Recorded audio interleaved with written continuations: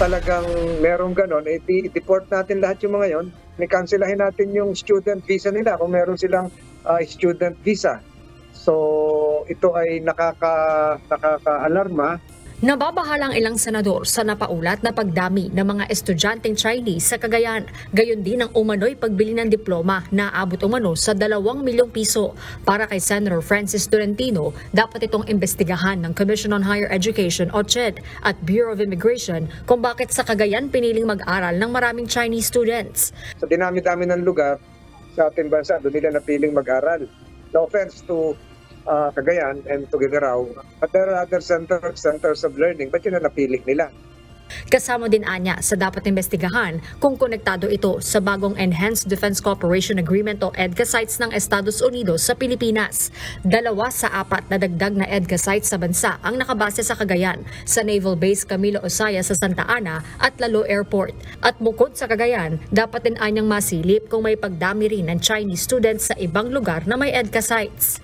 Kung ito ay halimbawang 4-year course at yung mga iba naman ay nag-enroll ng bago pa mag-declare ng EDCA site, baka iba yon.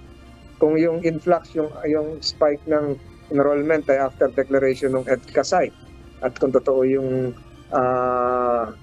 diploma mill na sinasabi, so imbestigahan niya. We can speculate, but again, kailangan itong patunayan na maigi, makita natin yung proof nito, kasi yung EDCA naman rotational yun hindi naman permanent yun. Si Senator Sherwin Gatchalian nanawagan din sa CHED na maimbestigahan ang issue. Anya, mababaliwala lang ang mga hakbang ng gobyerno para pagbutihin ang kalidad ng edukasyon sa bansa dahil sa paglaganap ng pagbebenta ng diploma. Naniniwala rin ang mambabatas na dapat patawan ng parusa ang mga kolehiyo at universidad na pinapayagan ang diploma for sale. Sa ngayon, pinaimbestigahan na sa Kamara ang issue habang nakatakda ring maghain ng resolusyon si Senate Deputy Minority Leader Rizzo Hontivero sa Senado para maimbestigahan kung nagkaroon ng paglabag sa proseso sa immigration at mabusisi ang umano'y pagdami ng Chinese nationals sa paligid ng EDCA sites. Harleen Delgado, UNTV News and Rescue. Diyos ang aming sandigan, serbisyo publiko ang aming pinahahalagahan.